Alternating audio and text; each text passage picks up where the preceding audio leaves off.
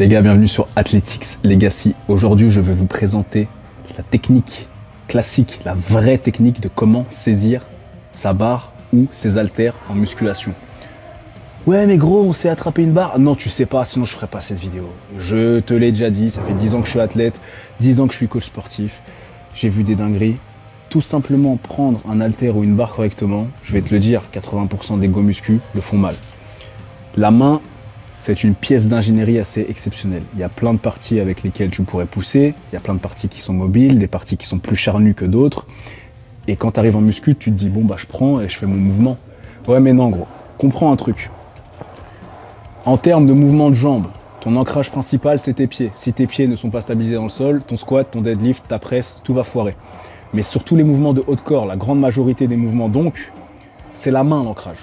Et si ta main est mal ancrée, alors le transfert de force se fera mal, tu vas pouvoir te péter des choses dans les tendons, dans les muscles, dans les os du poignet, ce ne sera pas optimal. Et il y a une simple technique qui va te permettre de régler tous ces soucis.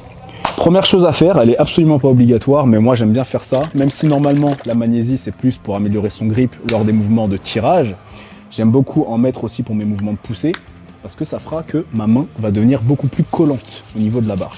Donc je mets mon petit poids de magnésie dans ma main et je vais venir laisser sécher quelques instants. En attendant, je te présente la main. Quand tu regardes ton poignet, comment il est fait, si tu veux pousser une force, donc là c'est surtout pour les mouvements de poussée, je te présente cette vidéo. Quand tu veux mettre de la force, ton coude, ton poignet sont parfaitement alignés et donc si tu mets une force juste ici, ce sera très facile pour toi de la tenir très longtemps. Pourquoi? Parce qu'elle est parfaitement alignée avec ton poignet et ton coude. Si cette même force maintenant tu la fais rouler au bout des doigts ici, c'est beaucoup plus difficile. Pourquoi? Ce n'est absolument plus aligné. Pourquoi est-ce que je viendrais foutre mon poids ici alors que, en toute logique, je veux avoir le meilleur transfert de force qui est directement aligné avec mon articulation? Regarde bien.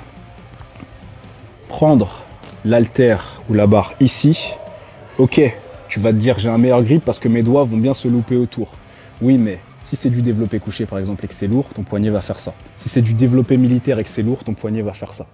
Maintenant la même chose, mais au lieu de mettre ça ici, je vais venir la mettre là, limite sur la ligne de vie de la main, ici. Et ensuite, je vais venir prendre le côté charnu de mon pouce et bien le caler. Et dès mon petit doigt ici, venir attraper. Qu'est-ce qui se passe? Regarde cet alignement parfait. Là, je peux pousser, à aucun moment mon poignet va se péter. Et c'est comme ça qu'on saisit une barre en muscu ou un haltère en muscu. Tu es sur ton développé couché, tu es prêt à faire ton mouvement. Ne saisis pas ici. En faisant ça, encore une fois, poignet cassable, force mal transférée. Attrape ta barre ici. Côté charnu du pouce, ligne de vie collée. Et tu vois ce qui va se passer quand tu vas fermer ta main dessus naturellement. Tu vas pouvoir mieux attraper avec ton petit doigt. D'ailleurs, ferme d'abord ces doigts-là. Et ensuite, viens verrouiller avec le pouce. Et là, tu te retrouves sur une ligne de force absolument parfaite. Les haltères, même chose. On commence à en développer ici. La plupart des gens vont choper naturellement et vont se lancer. Et qu'est-ce qui se passe? Les poignets complètement cassés. Ils vont développer, certes, mais instabilité, mauvais transfert de force. Ici, tu viens bien placer, encore une fois, sur la partie charnue du pouce, des deux côtés. Et tu viens bien, avec tes petits doigts, englober ici l'haltère. Qu'est-ce qui se passe? Force parfaitement distribuée. Je peux pousser, il n'y a aucune instabilité. Je peux pousser n'importe comment, même si je fais des bêtises avec mes coudes et mes épaules. Au niveau du poignet, c'est parfait. En plus, en toute logique, j'ai un bien meilleur grip ici, puisque je vais pouvoir mettre beaucoup plus de ma main en contact avec la barre plutôt qu'ici.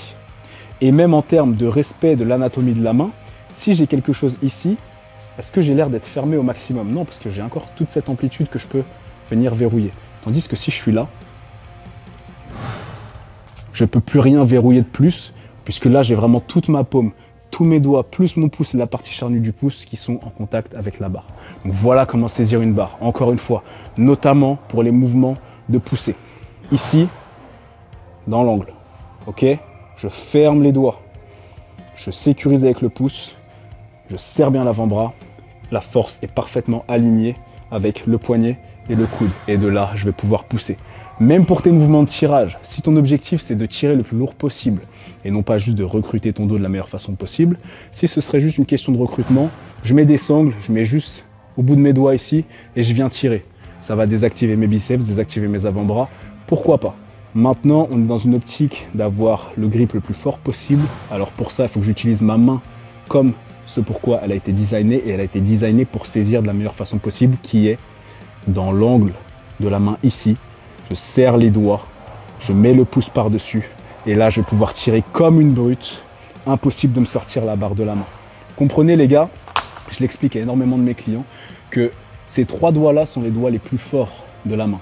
Ces 2 doigts-là sont les doigts les plus faibles. Quand tu veux tenir quelqu'un très fort et que tu vas le saisir, tu auras beaucoup plus de force en le tenant comme ça qu'en le tenant comme ça. C'est parfaitement logique. Et même tes doigts, tu ne mettras pas une pichenette comme ça à quelqu'un parce que tu sais que tu lui feras rien. Tu utiliseras celui-là ou celui-là parce que c'est là que ça fera vraiment mal. Donc, beaucoup de personnes ont ces 3 doigts-là qui sont très forts. Donc mentalement, pour combler justement ce déficit de force, pense à venir serrer d'abord avec ton petit doigt ici et ton doigt de mariage, ton annulaire ici, bien les serrer et ensuite naturellement venir fermer les autres doigts, puis placer ton pouce verrouillé et là tu auras le grip le plus imprenable de tous les temps. Ne fais pas ça lorsque tu te masturbes, sinon tu vas détruire ton zizi. Voilà. Mais fais ça en muscu. Fais ça pour te battre. Fais ça pour mettre une pression quand tu serres la main de quelqu'un. Tu serres sa main, tu serres pas comme ça. Tu serres comme ça, frère. Ok? Voilà. C'était tout, c'était simple, c'était efficace. Comme d'habitude, les gars, www.athleticslegacy.com pour aller vous chercher un programme. Mais sachez que les programmes sont tous inclus dans l'abonnement Alpha Academy. www.alphaacademy.com. Rejoins la communauté privée, mon frérot. Et nous, on se voit de l'autre côté. Kylian Sensei out. C'était Athletics Legacy. Peace out, boys.